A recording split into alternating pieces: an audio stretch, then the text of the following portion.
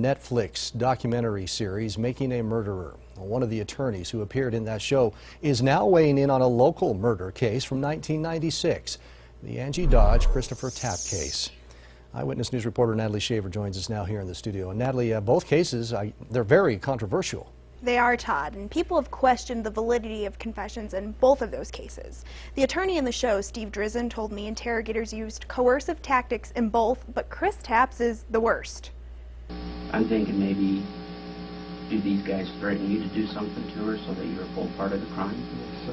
This is the most contaminated and one of the most coerced confessions I've seen in almost 20 years of doing this work. That's including his work with the Brendan Dassey case, which is part of the Netflix documentary series, Making a Murderer.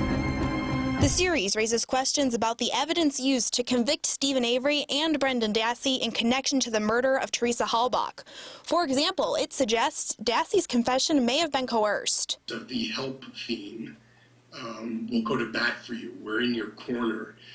If you just involve yourself a little bit in the crime, we think you'll be okay, was involved in Brendan's story. Things he also found in the Tapp case. Almost the exact same words. You could transpose sentences from Brendan's interrogation and put them right in Chris Tapp's interrogation.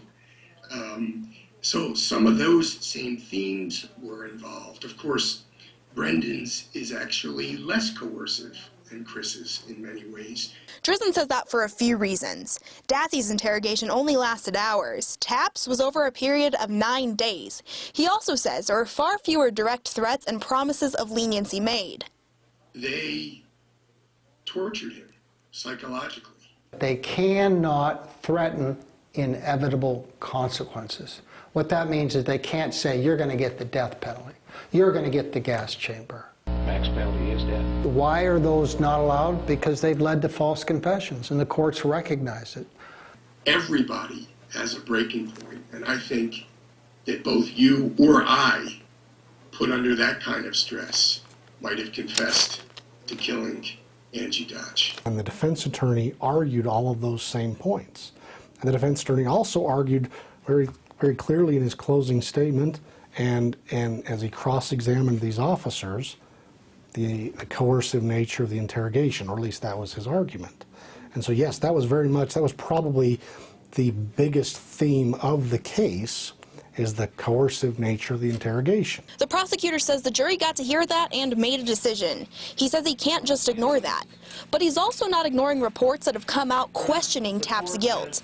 Back in July, the prosecutor hired an independent investigator to look into the case. Regardless of where they're brought from or the motives of those bringing that, we will look into it. We've done that here with our investigator. He is looking into this case to determine the veracity of the conviction. There is no timeline for when the independent investigator will have a final report. The prosecutor tells me it's going to take some time because of how large the case is. He also says it needs to be done right.